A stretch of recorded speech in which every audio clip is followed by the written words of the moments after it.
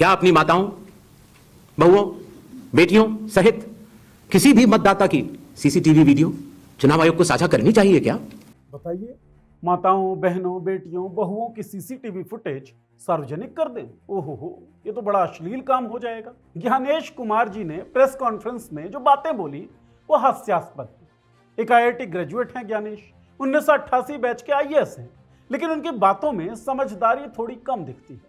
Election commission के सर्वे सर्वा ज्ञानेश के ऊपर जिम्मेदारी थी चुनावी प्रक्रियाओं में लोगों के भरोसे को बनाए रखने की, लेकिन उनका यह प्रेस कॉन्फ्रेंस आरोपों को और मजबूत करता ही दिखा। मसलन आरोप लगने पर आरोपों की जांच की जानी चाहिए थी, लेकिन ज्ञानेश पीछे पड़े रहे आरोप लगाने वाले पर। अरे क्या मैटर करता है आरोप किसने लगाया? आप तो ये देखिए कि चुनाव दर चुनाव लोगों का भरोसा कम हो रहा है।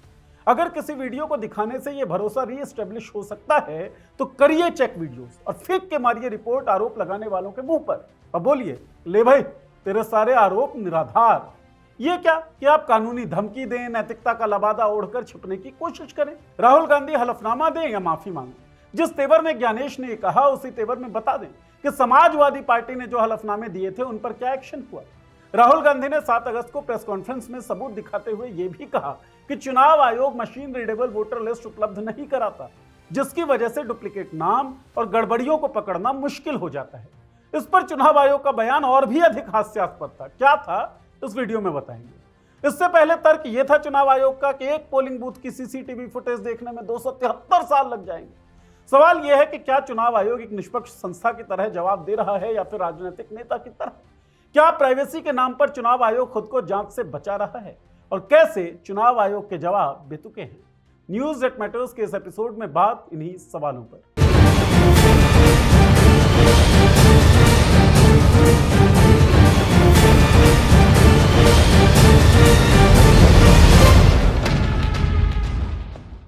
नमस्कार, मैं हूं नीरज और आप देख रहे हैं पॉलिटिक्स। 7 अगस्त को राहुल गांधी ने एक प्रेस कॉन्फ्रेंस करके सबूत दिखाया कि वोट चोरी हो रही है। इसके बाद काफी दिनों तक सोर्सेज के हवाले से खबरें चलती रही। आखिरकार पता चला कि सोर्सेज कौन थे। आखिरकार चुनाव आयोग ने जो प्रेस कॉन्फ्रेंस की वो किसी पार्टी के प्रेस कॉन्फ्रेंस जैसा और चुनावी भाषण जैसा था। ऐसा लगा नहीं कि आयोग आरोपों पर गंभीर है। उसकी गंभीरता दिखी कि कैसे आरोप लगाने वाले यानी राहुल गांधी को टारगेट किया जा सके। राहुल गांधी के आरोपों में सबसे अहम मुद्दा था मशीन रीडेबल वोटर लिस्ट। उनका कहना था कि अगर चुनाव आयोग ये डेटा मशीन रीडेबल फॉर्मेट में उपलब्ध कराए तो डुप्लीकेट नाम, फर्जी वोटिंग और गड़बड़ियों को आसानी से पकड़ा जा सकता है। लेकिन आयोग इस मांग पर हमेशा से टाल मटोल करता रहा। 17 अगस्त को प्रेस कॉन्फ्रेंस में भी मुख्य चुनाव आयुक्त ने यही किया। चुनाव आयोग ने सुप्रीम कोर्ट का हवाला देते हुए कहा कि सुप्रीम कोर्ट पहले ही 2019 में कह चुका है कि मशीन रीडेबल डाटा देने से मतदाता के निजता का उल्लंघन हो सकता है, मतदाता की गोपनीयता भंग हो सकती है। यानी आयोग ने अपनी जिम्मेदारी से बचने के लिए प्राइवेसी का बहाना थाम लिया। सवाल यह है कि पहले से पब्लिकली अवेलेबल डाटा को सिर्फ मशीन रीडेबल बनाने से प्राइवेसी पर खतरा कैसे हो जाएगा भाई?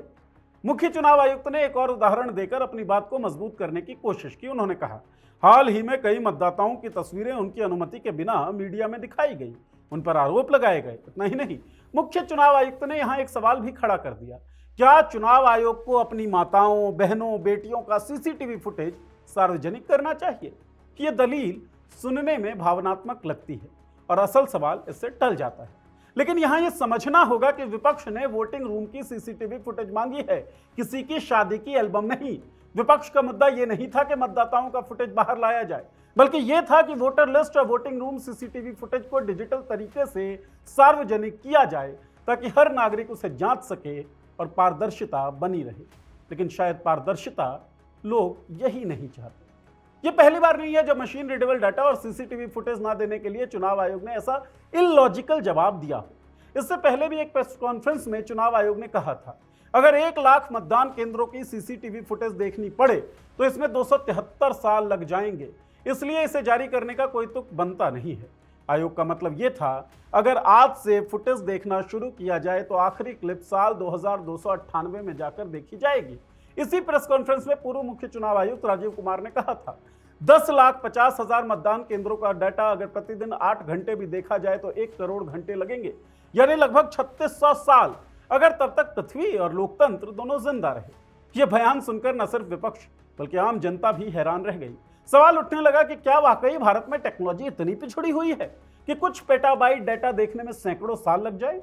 सुनने में तो यह आंकड़ा और भी डरावना है, लेकिन असल सवाल यही है, क्या ये आंकड़े वास्तविकता दिखाते हैं या फिर जानबूझकर अतिशयोक्ति की जा रही है ताकि किसी तरह सीसीटीवी फुटेज सार्वजनिक करने से बचा जा सके। अब जरा टेक्नोलॉजी का हाल देखिए। भारत को आज डेटा प्रोसेसिंग का वैश्विक ताकत माना जाता है। आधार के पास 1.3 अरब भारतीयों का बायोमेट्रिक डेटा है, जिसका आकार 10 से 15 पेटाबाइट तक है।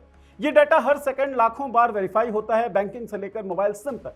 इसका मतलब यह है कि इतनी बड़ी मात्रा का डेटा भी भारत प्रतिदिन मैनेज कर लेता है। रिलायंस जियो अकेले हर महीने 14,700 पेटाबाइट डेटा प्रोसेस करता है, यानी जियो के नेटवर्क पर हर minute 10 petabyte data call, internet, streaming सब मिलाकर मैनेज होता है। इतना ही नहीं, ई कॉमर्स दिग्गज फ्लिपकार्ट हर दिन करोड़ों ऑर्डर मिनटों में प्रोसेस करता है। बेंगलुरु के 800 से ज्यादा ग्लोबल कैपेबिलिटी सेंटर में 2.2 लाख से अधिक technology experts Google, Microsoft, Amazon जैसी कंपनियों के लिए हर दिन सैकड़ों पेटाबाइट डेटा हैंडल करते हैं। दुनिया अब क्वांटम कंप्यूटिंग के युग में है। गूगल ने हाल ही में विलो नामक एक क्वांटम चिप लॉन्च की, जो वो काम 5 मिनटों में कर सकती है, जिसे एक नॉर्मल कंप्यूटर को करने में करोड़ों साल लगते। ऐसे समय में चुनाव आयोग का यह कहना कि सीसीटीवी फुटेज देखने में 273 साल लग जाएंगे, सीधा सीधा विज्ञान और टेक्नोलॉजी का मजाक उड़ाने जैसा है। सीसीटीवी फुटेज से साफ हो सकता है कि बूथों पर कोई गड़बड़ी हुई या नहीं, लेकिन फुटेज दिखाने के बजाय आयोग डेटा बहुत बड़ा है जैसी बातें कर रहा है। यह बयान पारदर्शिता से बचने का बहाना लगता है, न कि कोई ठोस तकनीकी मजबूरी। 17 अगस्त की प्रेस कॉन्फ्रेंस में मुख्य चुनाव आयुक्त का एक और बड़ा तर्क सामने आया। उन्होंने कहा कि विपक्ष जिस डुप्लीकेट नाम का मुद्दा उठा रहा है वो दरअसल वोट चोरी नहीं हो सकता। उनका कहना है, मतदाता सूची में जिनका हाउस नंबर 0 है वो लोग हैं जिनके पास घर नहीं है। दूसरा, अगर किसी का नाम 2 जगह सूची में आ गया तो वोट वो एक ही बार डाल सकता है, मशीन एक ही वोट लेगी, 2 नहीं। ये तर्क सुनने में तकनीकी लगता है, लेकिन चुनाव आयोग ने यह नहीं बताया कि जिनके पिता का नाम बेतरतीब अक्षरों से लिखा हुआ है उनका क्या। और जो चुनाव आयोग ने कहा कि एक व्यक्ति सिर्फ एक जगह वोट डाल सकता है, वो सवाल तो विपक्ष ने किया ही नहीं। विपक्ष का आरोप तो इससे अलग था कि फर्जी वोट डालकर बूथ कैप्चरिंग की गई, यानी मामला सिर्फ एक व्यक्ति एक वोट का नहीं है, बल्कि डुप्लीकेट नामों का इस्तेमाल गड़बड़ी के लिए किया जाता है, ये था। चुनाव आयोग का कहना है कि सूची और मतदान को अलग अलग देखा जाना चाहिए। इसके अलावा आयोग ने यह भी कहा कि चुनाव की प्रक्रिया इतनी पारदर्शी है कि इसमें गड़बड़ी संभव ही नहीं है। मतलब भैया, हम दूध के धुले हुए हैं, हम पर आरोप मत लगाओ। मुख्य चुनाव आयुक्त के मुताबिक लोकसभा चुनाव में 1 करोड़ से ज्यादा कर्मचारी, 10 लाख से भी अधिक बूथ लेवल एजेंट्स और 20 लाख से ज्यादा प्रत्याशियों के पोलिंग एजेंट्स काम करते हैं। इतने लोगों के सामने कोई वोट चोरी कैसे कर सकता है? लेकिन यहां भी बड़ा सवाल यही है, अगर सब कुछ इतना पारदर्शी है तो फिर बार बार मतदाता सूची में डुप्लीकेट नाम क्यों निकलते हैं? क्यों हर चुनाव से पहले सूची सुधार की प्रक्रिया करनी पड़ती है?